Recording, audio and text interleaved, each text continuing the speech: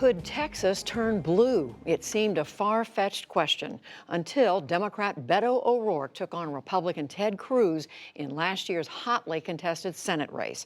O'Rourke lost, but even in defeat, he was propelled onto the national stage. And now, a run for the White House. The former three-term congressman joins me now.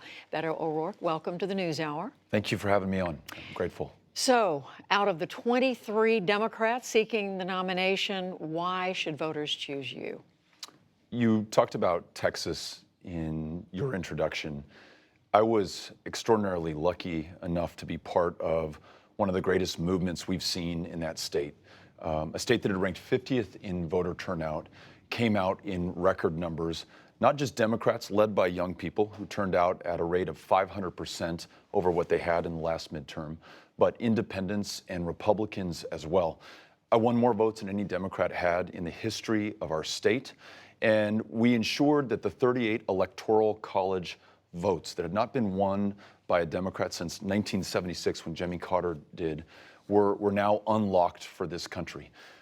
That way of helping to lead a grassroots movement, no PACs, all people, is the way in which we're going to defeat Donald Trump in 2020, and the way by which we will bring this deeply divided country together around our common challenges of climate, of the economy, of ensuring that everyone has health care and is well enough to live to their full potential.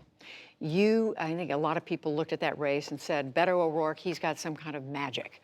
They looked at how you challenged, you came closer than anybody expected. This race, though, has been tougher for you. You so far haven't broken into what they're calling the top tier. Is that magic gone? I'll tell you, at the outset of the Senate race, or for that matter, the outset of any race that I've run, no poll would have predicted our performance. If you look at any presidential poll of June, the year before the election takes place, that has rarely, if ever, predicted the final outcome. So if we wait for polls to give us permission to do the right thing, we might not ever act. I think that we will win this nomination one community, one voter, one caucus goer at a time. And so I'm showing up to listen to people about the things that are most important to them, to build those commitments and that movement, not just to secure the nomination and to defeat Trump, but to make sure that we're up to the greatest challenges that we've ever faced in this country. So either as a candidate or as president, I won't allow polls to dictate doing what is right for this country. But there were stories that were almost a year before the Texas race that were saying, you know, you could win that one. This year, it's tougher, isn't it? I mean, can you recreate what you were able to do? What's different? I think we'll have to go far beyond anything that I've been a part of before, and we'll have to do so in the midst of an extraordinary field of candidates. As long as we show up everywhere, include everyone, then we can not only win these elections, but we can form the movement and the consensus to get the job done once in office. Front runner in the polls, you said we don't look at polls, but right now the front runner is Joe Biden.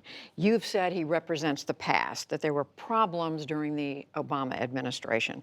Other than the deportations, which we know you didn't like, what were the problems with the Obama administration? Let me begin by what I'm grateful for, which is the service of President Obama, the greatest president of my lifetime, and what he was able to accomplish against some of the longest odds and dealt the worst hand of any incoming president. But we cannot be about wanting to go back to that. And I understand the nostalgia around the vice president's candidacy. We've got to look boldly to the future of this country. We have 10 years left within which to meet the existential threat of climate change. Our plan calls for us to have net zero greenhouse gas emissions by 2050, to be halfway there by 2030, and to require all of us to commit to the work ahead in order to achieve that.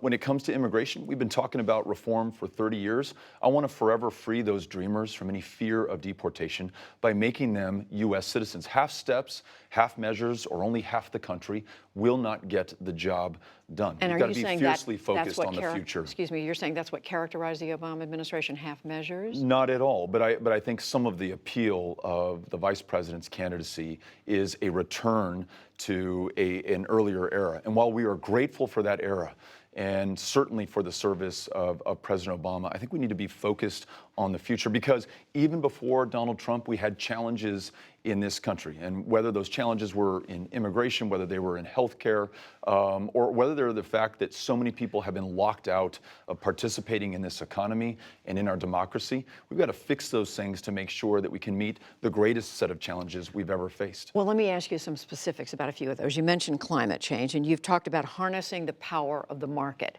People are asking, how do you do that? Are you talking about putting a tax, some kind of tax on carbon? What exactly do you mean? I think that we need to set defined levels for emissions in every single sector of this economy. We need to invest in the technologies that allow us to meet those ambitious goals and to free ourselves from a dependence on fossil fuels. So investments in the next generation of wind and solar and the battery storage technology that will allow us to distribute what we generate onto the grid. It means putting farmers in the driver's seat through regenerative agriculture and planting cover crops to capture more carbon out of the air. In other words, everyone doing everything that they can so that we can meet the challenge of this moment and also help to lead the world to stop us from warming another 2 degrees Celsius. But including a tax on carbon? We might have to do that in order for us to meet those absolute caps on emissions, which is what we have to do. The scientists say that there's about 10 years left to us. So the shot clock is running down. We cannot allow for any uncertainty. There have to be defined emissions limits in this country, and much of that can be led by the federal government. Your political philosophy overall, I mean, unlike Bernie Sanders, unlike Elizabeth Warren, they favor Medicare for all, a single-payer health care coverage. They favor a version of a universal tuition-free or debt-free college. You are not in favor of as much government support as they are. Why not? I'm focused on the goals, and when it comes to health care, it is universal, guaranteed, high-quality care. That means if you have no insurance today, we enroll you in Medicare. If you're insufficiently insured and you can't afford your copays or your premium, you can elect to enroll in Medicare. But if you're one of the tens of millions of Americans who has employer-sponsored insurance, a member of a union who bargained for health care, perhaps in lieu of wage increases, you have a plan that you like because it works for you and your family, you should be able to keep it. That gets us there as quickly and as surely as possible. And when it comes to the affordability of higher education, many of these plans for free college only cover tuition. Our plan for debt-free education covers tuition, room, board, and books, the full cost, and also ensuring that we relieve the burden on those who are carrying that $1.5 trillion in outstanding student loan debt right now by expanding the public service debt forgiveness program and refinancing outstanding student loan debt at far lower rates. But not as much government support, pure federal government support, as their plans call for. Correct, because I want to make sure that we're also not paying the full freight of wealthy Americans at a time of historic wealth and income inequality. A story that's in the news today is Iran. The Secretary of State, Pompeo, says their U.S. assessment is that Iran is responsible for the attacks on 2 oil tankers in the Gulf of Oman. Do you believe him, number one? And second, if this is Iran that's behind this, what should the U.S. do right now? What I believe is that this is an administration that is gunning for war in Iran. What I believe is that we can resolve our differences with that country, which are significant, peacefully without invading yet another country in the Middle East. I want to make sure that we get to the bottom of the facts and find the evidence that the Secretary of State is talking about. I want to make sure that we convene the stakeholders in the region to address the instability that we see there. And I want to make sure that we rejoin our partners, our friends, and alliances that this president has turned his back on so that we can achieve our foreign policy goals in the Middle East, with Iran, and throughout the rest of the world. Last question. Both Pete Buttigieg and Kamala Harris and others have said they would pursue a prosecution of President Trump after he leaves office. Would you do that?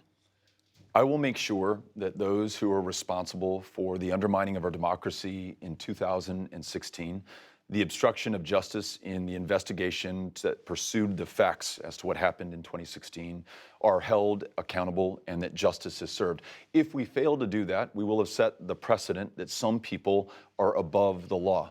I don't know that we need to wait until the next administration. Impeachment proceedings begun now will allow us to get to those facts, to follow them as far and as high up as they go, and to make sure that we protect our democracy from future attacks and hold accountable those who are responsible for the last one. Beto O'Rourke, running for the Democratic nomination for president. Thank you. Thank you.